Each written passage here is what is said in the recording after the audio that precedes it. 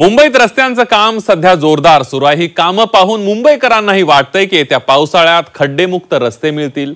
रस्ता खड्डेमुक्त होईल की नाही माहित नाही, पण या रस्ते कामांमुळे पालिकेच्या तिजोरीवर मात्र मोठा खड्डा पडण्याची शक्यता आहे।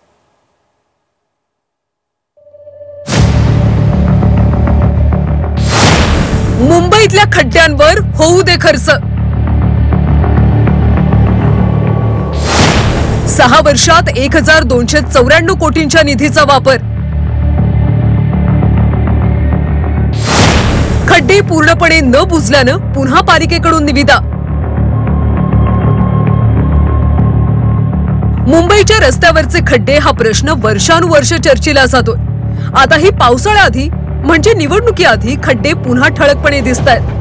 आता या खड्ड्यांच्या डागडुजीसाठी गेल्या 6 वर्षात तब्बल 1294 कोटी रुपये खर्च केल्याचं समोर आले। मात्र इतकं करूनही हे खड्डे पूर्णपणे बुजलेले नाहीयेत।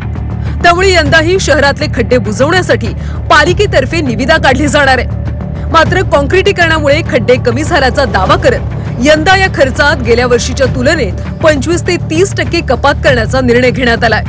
कुठल्या तरी एका गुळगुळीत रस्त्यावरनं आम्ही चालू आणि दाखवता असं होत नाही। जरा आतमधल्या इंटरनल जे रोड आहेत ते किती खराब आहेत।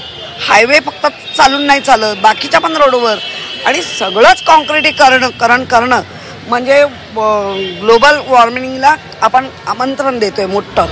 मुंबईत 2050 किलोमीटरचे रस्ते, यातल्या जवळपास सगळ्याच रस्त्यांवर खड्डेच खड्डे आहेत। खड्ड्यांवर आतापर्यंत कोट्यवधींचा खर्च झालाय। 6 वर्षात तब्बल 1294 कोटी रुपये खर्च करण्यात आले। आता 50%हून अधिक रस्त्यांचं काँक्रिटीकरण झालंय। काँक्रिटीकरणामुळे खड्डे बुजवण्यासाठी कमी खर्चाचा पालिकेचा दावा आहे। मुंबईत सध्या रस्ते कामासाठी रस्ते खोदून ठेवले, मोठ्या प्रमाणात काँक्रिटीकरण केलं जातंय। यामुळे गेल्या वर्षीच्या तुलनेत यंदा खड्डे कमी पडण्याची शक्यता आहे। सोबतच खड्ड्यांच्या डागडुजीचा खर्च कमी येण्याची शक्यता आहे। मात्र दरवर्षी प्रत्यक्षात पावसाळ्यापूर्वी खड्डे भरण्यासाठी कोट्यवधींची कंत्राटं दिली जातात, पण मुंबईकरांची खड्ड्यातून मुक्ती काही होताना दिसत नाही। मनश्री पाठक, झी 24 तास, मुंबई।